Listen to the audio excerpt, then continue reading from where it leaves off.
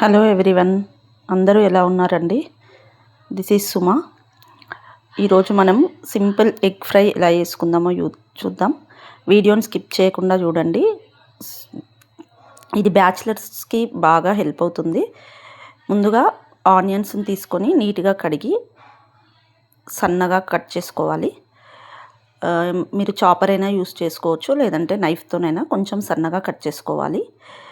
నేను ఇక్కడ 5 to 6 onions తీసుకున్నానండి. 5 to 6 ఆనియన్స్ని ఫ్రెష్గా కడిగి కట్ చేసుకున్నాను. తర్వాత స్టవ్ ఆన్ చేసుకొని ఒక 2 to 3 స్పూన్స్ ఆఫ్ ఆయిల్ వేసుకోండి. అంటే మన క్వాంటిటీకి తగినట్టుగా నేను ఓన్లీ 4 to 5 ఆనియన్స్ తీసుకున్నాను కాబట్టి ఒక 2 స్పూన్స్ ఆఫ్ ఆయిల్ వేసుకున్నాను.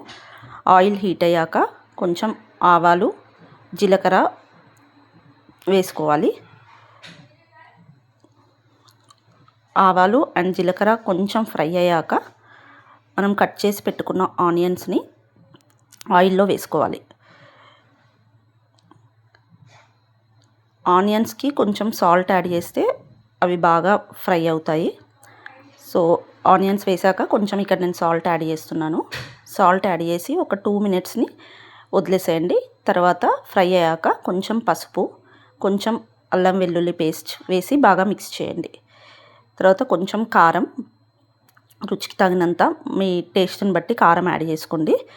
యాడ్ చేసినాక కొంచెం ఫ్రై అవ్వనియండి మిక్స్ చేశాక. తర్వాత కొంచెం వాటర్ వేయండి. చిన్న గ్లాస్లో ఒక హాఫ్ గ్లాస్ వాటర్ వేసాను. ఆ వాటర్ బాగా దగ్గరికి అబ్సార్బ్ అయినాక కొంచెం ధనియా పౌడర్ వేయండి. ధనియా పౌడర్ వేసుకున్నాక ఎగ్స్ 3 ఎగ్స్ తీసుకున్నాను నేను ఇక్కడ. 3 ఎగ్స్ని పగలగొట్టి అందులో వేసేయండి. వేసేసి కొంచెం కలిపి ఒక 2 to 3 మినిట్స్ ఫ్రై చేయండి. సో ఇప్పుడు 2 to 3 మినిట్స్ ఫ్రై చేశాక మీరు చపాతీతో కానీ రైస్తో కానీ సర్వ్ చేసుకోవచ్చు. Thank you. మీకు వీడియో నచ్చినట్టయితే లైక్, షేర్ అండ్